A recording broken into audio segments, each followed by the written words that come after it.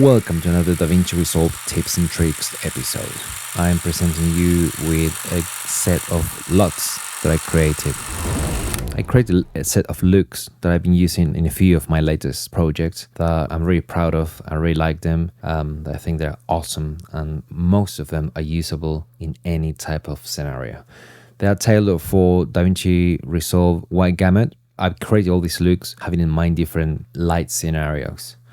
So we have some really controlled studio stuff. We have some really uncontrolled outdoors and indoors shots. So let's start with, the most controlled light situation and the color checker here.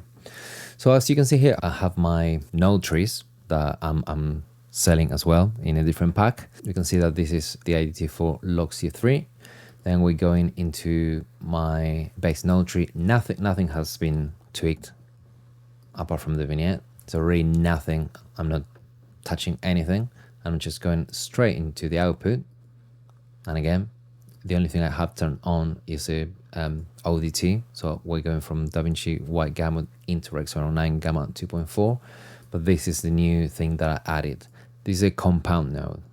So if you go inside, if you right click and click on show compound node, you have all these nodes I'm providing. These are the nodes here. These two, I'll show you later what they do. They'll be probably released in another goodies pack. So I'm providing 28 LUTs. They have different colorimetry, color signs. They have different curves, as I show in previous videos. I'm gonna attach it here. You can separate the color and the curve. But without any further ado, I'm gonna show you in different shots how all these LUTs react. So I'm gonna show you a few on this shot, which is the Banbury one. Bermondsey, already very different looks, whatever suits your film. Camberwell, again, very different. I've got a few Fuji with a Y, 160C. This is not 100% emulation of the 160, but I just grabbed the emulation and tweaked it to my taste. So this is my LUT. And the Fuji 3510 as well. What else? This jogging tone, this is really good. What else? A few Kodaks, the 23A3 and the Portra 160. The LB, it's on the cool side. It's on a rainy, overcast London day, which is quite cool. Some others, this new cross, which is quite cool. Norwood, this is awesome. This one, I really like it. OX4, this one of my favorites. Then I have things like, this Stand By Me. This one, that's an option. White as well. It's a bit more Fincher-esque, if you will. Not so push as Fincher, but yeah, it's got like a bleach bypass sort of look, which I really like. Let's grab a few other clips so I can show you. Play this because I'm on the timeline level, it's playing the whole timeline. I won't be able to loop the one video, so I leave it there and I'll make this a bit bigger. So this is the Rec 709. There's no other tweaks, anything. So we can start again from the top with Banbury. Is quite strong for this shot. The contrast quite strong. I can always go back. Let's use the ratio and open up that contrast. See, and let's go back, see what it does. With open contrast, it works much better like that. Let's get this Fuji, it makes everything a bit darker. Again, I can lift it, I can divide the curve, lower the curve, whatever suits you. I really like the colors. This one here, it's really working for the shot. A lot of blues. Kodak a bit more contrasty. This Kodak, I really like this. It's making everything a bit moodier. Again, as I said, London Bridge makes everything blue. Even Lewisham, I didn't show it before. It's very stylized. A lot of tungsten in the highlights. But, this is the vibe. Probably it's too saturated. But then I have this too, which is just an HSP and HSL. I know that they are countering each other. So one is pushing and making colors denser, and the other one is desaturating. But just by adding this in front of the LUT, it's working much better. Obviously this shot by default is very colorful. You know, I put all the colors I could in this shot. Norwood again, Norwood, super cool. I really like it. OX4, it's my favorite. Again, made for this show. The contrast is a bit too much, but love it. Some others that I haven't shown. Oh, Victoria. You know, Victoria is a subtle, more subtle curve. Maybe you can use that. You know, it gives you different vibe as well. Again, this shot is very saturated by default. Let's move to this, but when she gets a bit sharper there. I mean, this one is a cool shot. We have pinks. We have a bit more magenta. You know, we have white. We have some blues here. We have some greens in the background, obviously. Skin tone. They start playing with it, you know. I get Bunbury. Wow, that is a wicked look. Camberwell, I don't think I showed this before. Camberwell's really, really nice, very nice. Dale's is really stylized. I'll show you something as well. This Dorking one, as you can see, the curve is really soft. The colors are really pushed, especially, you know, the pinks are going more into the red oranges. Because it's got a soft curve, sometimes it works really well with Dales. Now I've got maybe it's too pushed. I can, just an example, right? I can create a compound here, come to a key output and both together, which is the look, you know, new look of two LUTs together, down. So, you know, I create out of two LUTs a complete new look. In this pack, it only happens with Dorking because Dorking is so soft. It's for more contrasty images. Lewisham, it's got a vibe. I mean, it's quite pushed, but it's got a vibe. Peckham, you know, this very gritty. I really like it. Even Reggae's got some very pushed blues in the shadows. What else? Richmond, again, it's really pushed, but it does work in outdoor situation. Like, see? Like, and it's got a complete vibe by reducing the amount. What else can I show you here? White. I mean, again, this is a really cool look. This is called Wonder Woman. So yeah, I mean, you can see you can create many looks with this. Let me show you this clip, which is completely uncontrolled. The light is coming obviously from here. You can see a shadow. So instead of my character is front leading her, but I was behind. But anyway, you know, it's not a pleasing shot, but it's good because we have shadows, we have very strong highlights, we have all, you know, different colors. So let me show you a few how they work. Yeah, Bunbury, amazing. I really like what it's doing. Bermondsey, yeah, you can see things like that. Like Bunbury, take a look at the yellows and the reds. Yeah, this is normal yellow. Yeah, it's in the shade and with some highlights, and the red. Look what Bunbury is doing. Is making those yellows a bit more on the marigold, orangey side. Really nice filmic yellows, and the reds, you know, is even deeper. Look what Bermans is doing. I think the yellows are very similar. The contrast is lower, but the reds are towards the oranges.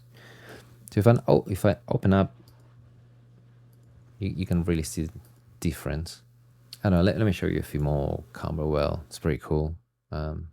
Again, the Dale's pretty good. Dale's plus Dorking, yeah, it's doing something, maybe quite push. Dale's on its own is working. Even Dorking is, you know, it's giving it something. Obviously, the colors, as you can see, colors are changing. The contrast is very low. It's good. I mean, I do like it on its own.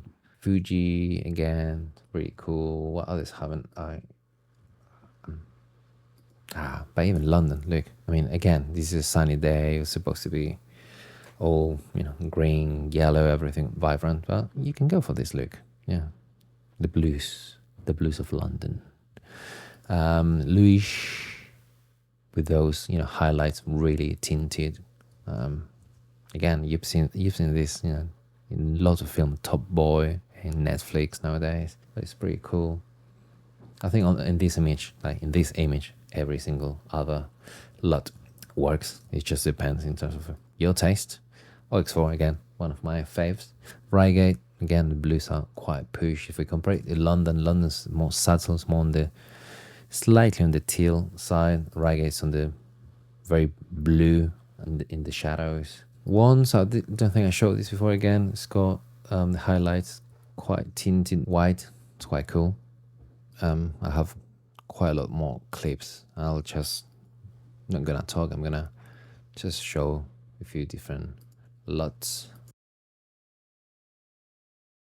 Even Stand By Me. I really like this. It's not for everything, but I really like what it does. The curve, what it does to the greens. Actually, let's keep moving with this face. How it softens things up. Still, really nice skin tone.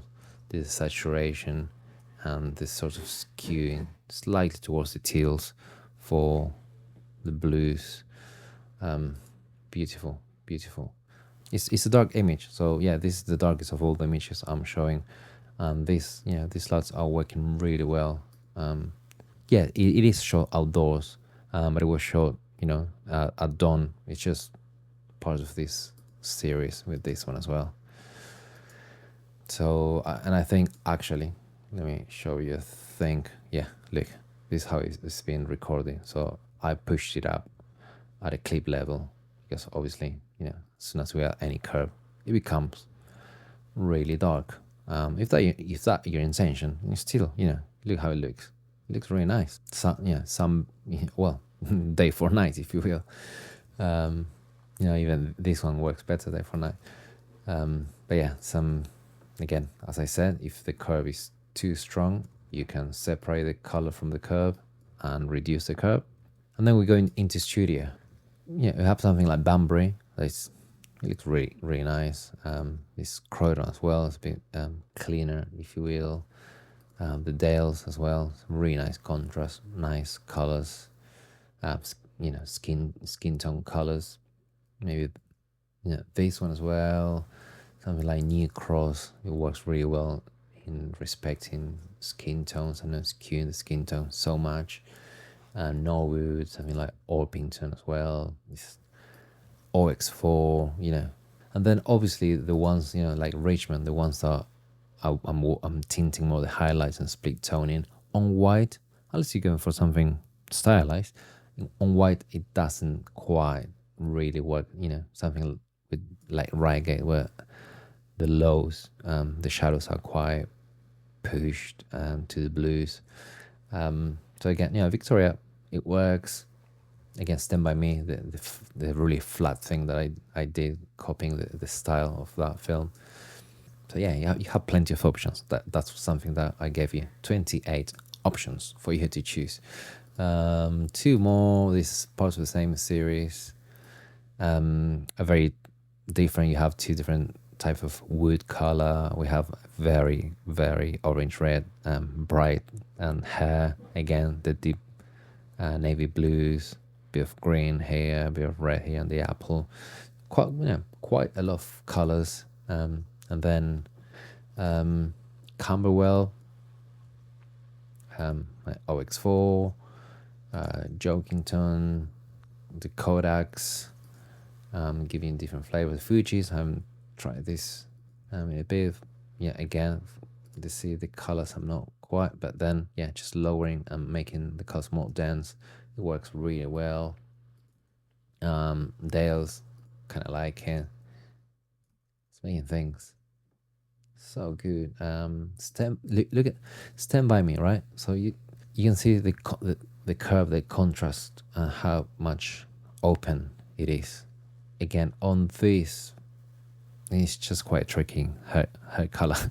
I'm not loving it, to be honest. But if I come here and add this, look at this. I'm gonna full screen it. This is very, very filmic. This is beautiful. Look at the wood color, skin tones, the green blues, the reds, the greens here, the yellow, marigold yellow here. It's very, very filmic to my taste. Most of them will work with every kind of footage. The only thing left for me to show you is how to install the LUTs in case you don't know. So I'm gonna be providing a zip file, LUTs, Davici Resolve tips and tricks, and two flavors, the 33 point and the 65, which are heavier, but they have more information. 33 is just fine for both grading and monitoring. 65 for monitoring. It's quite heavy. It's just for grading. All these here are 65. I tend to use 65. So what you need to do is come here to this cog here, come to open LUT folder, and this will bring you here to within application support, Blackmagic Design, DaVinci Resolve, LUT. This is for Macs. If you have a PC, you will have a DaVinci Resolve folder somewhere, a LUT folder within DaVinci Resolve, and then you just drop it there. And I recommend that you just drop it there as DaVinci Resolve tips and tricks folder, and then you have to update the list, and then you save. So when you also download the new updated timeline node tree, so you already have them here, all ready for you to preview, showcase, and choose the right one for you. So they're already here. And that's it. If you prefer not to use the node tree for, I don't know what reason you wouldn't, then you can come here to the LUTs up here once you install them, and you have the DaVinci Resolve Tips and Tricks 65, and you have them all here. So, oops, let's pretend this LUT folder doesn't exist, and you create one before your display conversion, so you can drop it there. And you can sort of showcase them like this. You go for that one, before and after, and you're happy. You showcase it with different shots. You know, this seems to be working. So, you know, nothing wrong, working or not. It's just a preference, subjective preference. But it works in every single scenario in this case. I prefer you download my node tree timeline. And you have them all here. Let's come here and let's use OX4, and then you can activate halation. You can see that maybe it's quite strong, so you can come here and bring it down. Some nice grain. You can come in here and a heavier grain. I don't know if you can tell, really. Good old YouTube. Yeah, you can see here the grain. I'll just play it back. Yeah, the halation is quite strong. So I'm gonna come here and do 0.5, just half of that. On and off, on and off. It works in things like that. If you will again, provide a glow that gives some more different stylized, etc.